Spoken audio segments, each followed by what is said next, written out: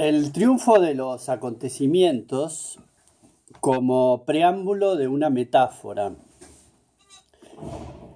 La función de la metáfora hace al artista en ese permanente cambio, en ese permanente zigzag. Es buscar lo escurridizo. Es la constancia de un escapismo. El atravesar ese descampado que es el proceso creativo, porque yo puedo hacer un manuscrito o puedo hacer un boceto de un ideal, puedo conjeturar sobre aquella vida que desearía tener. Y el concepto de metáfora hace a la función del artista en este permanente vaivén entre lo que ocurre verdaderamente, lo que se cree que ocurre y las proyecciones sobre lo que le gustaría que ocurriera. En realidad, cuando uno construye una obra, todo eso surge en ese instante de la creación. ¿Es una inspiración? ¿Es un acto divino? ¿O es un mero esfuerzo de voluntad para elaborar una tarea? Porque en definitiva la tarea del artista es ejecutada por el propio artista, no es mandada a hacer por espíritus sublimes o etéreos. Yo puedo tener pensamientos etéreos, discusiones filosóficas conmigo mismo. Puedo tener todos esos conceptos que son intangibles, pero a la hora de realizar la tarea, todo eso que está en un plano irreal, está dentro de la mente, dentro del espíritu, confluye en lo material. Es la materia la que se presenta al mundo. Yo grabo esto, que es plasmar en un transcurrir de pensamientos algo que habita en el inconsciente, algo que habita en regiones que no se pueden tocar. Y sin embargo, lo plasmo en algo que queda grabado, que es tocable, que es mirable, que es palpable. Lo que es palpable es la obra en sí, el soporte. Obviamente esto que queda grabado es palpable. Es una grabación que se puede subir como yo lo subo a YouTube, se puede ver, queda almacenado.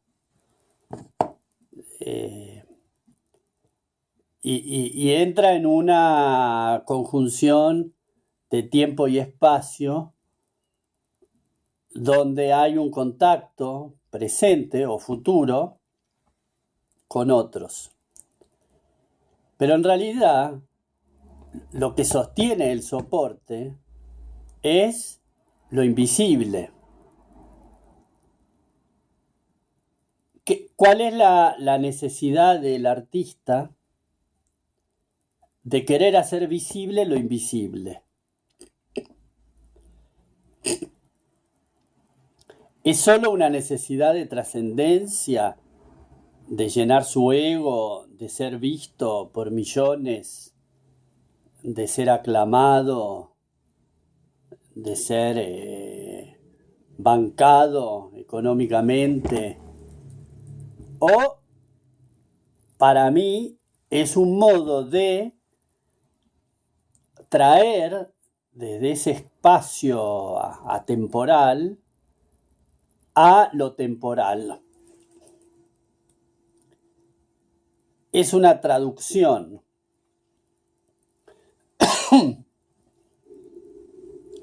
Por eso la obra de arte, es una ejecución que traslada desde un lugar donde no hay soporte a un soporte que es visible por otros. Pero ¿dónde está la maravilla de este proceso? Que también es visible por mí, que en realidad es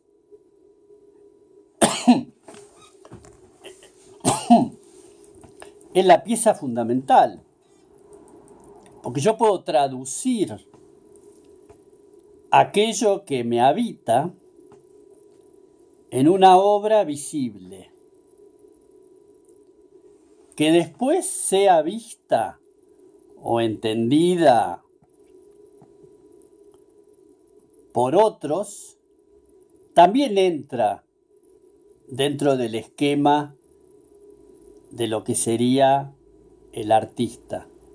Por eso yo prefiero ser artista que un filósofo o un místico.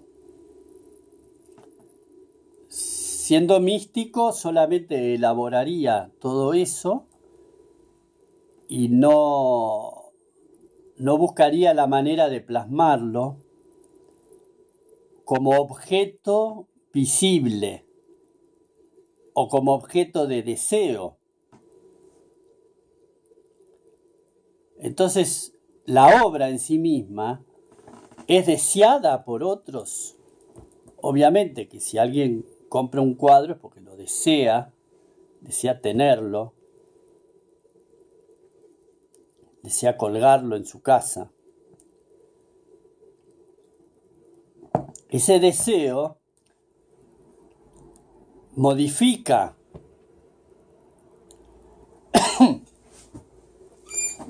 la obra y modifica al propio artista. Porque no es que el artista es deseado por sí mismo. Lo que es deseada es la obra. Pero la obra está ligada al artista. Entonces el artista, trasladando eso,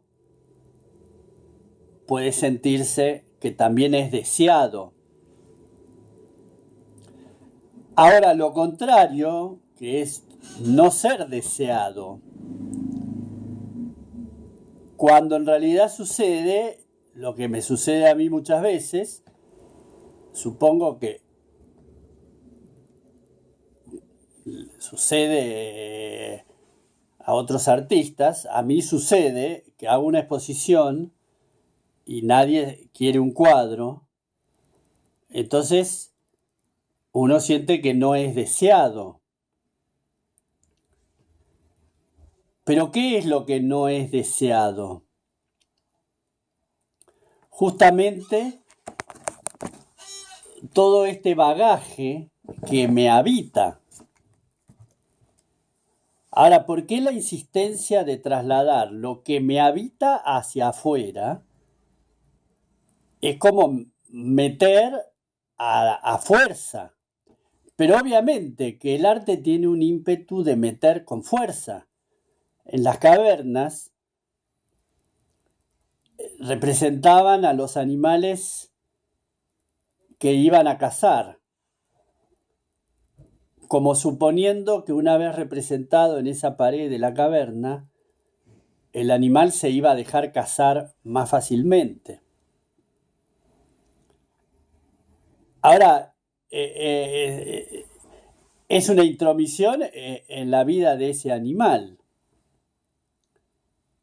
Quiere decir que el arte tiene un manifiesto frente a lo real. Yo puedo hacer obra que en realidad genera esa molestia.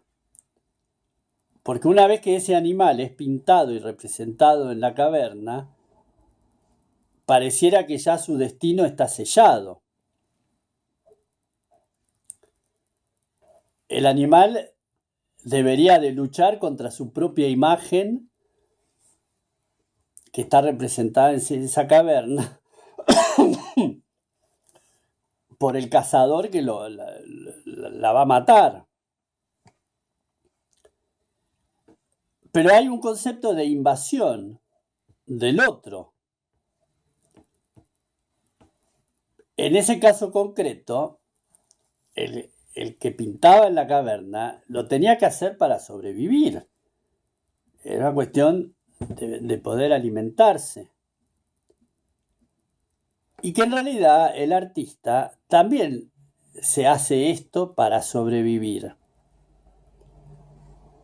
Está muy claro que si yo no hubiera hecho todo esto durante todos estos años, lo más probable es que no hubiera sobrevivido. Entonces,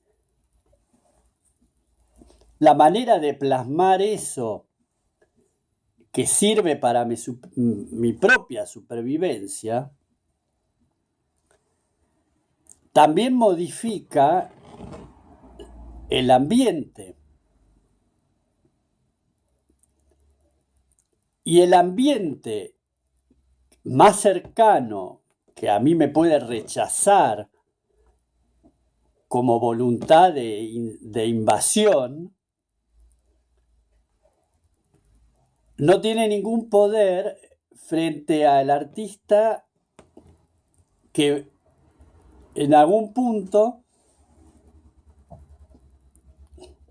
bajo la insistencia, encuentra otros canales de invasión, que es lo que hago yo. Yo choco con la realidad en un lugar e invado por otro. Y llega un punto que la invasión es en sí misma una energía que está compuesta por todas estas ramificaciones de lo que sería la espiral energética espiritual. Ese rechazo que yo puedo sentir frente a mi obra y frente a mí mismo, en realidad hizo que yo buscara, es como por otro lado, es como si a un torrente de agua yo lo tapo, el agua busca por otro lado.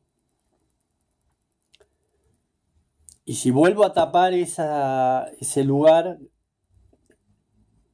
donde el agua encontró cauce, va a volver a encontrar. Entonces, esa energía creadora es una energía que está más allá de las consecuencias de lo que produce la obra en el afuera. Es un cauce que se abre para salvaguardar la vida del propio artista. Es el conseguir ese alimento energético que provee del estímulo para seguir adelante. Entonces el seguir adelante es la metáfora de todo un mundo interior convulsionado en buscar salidas cada vez más potentes.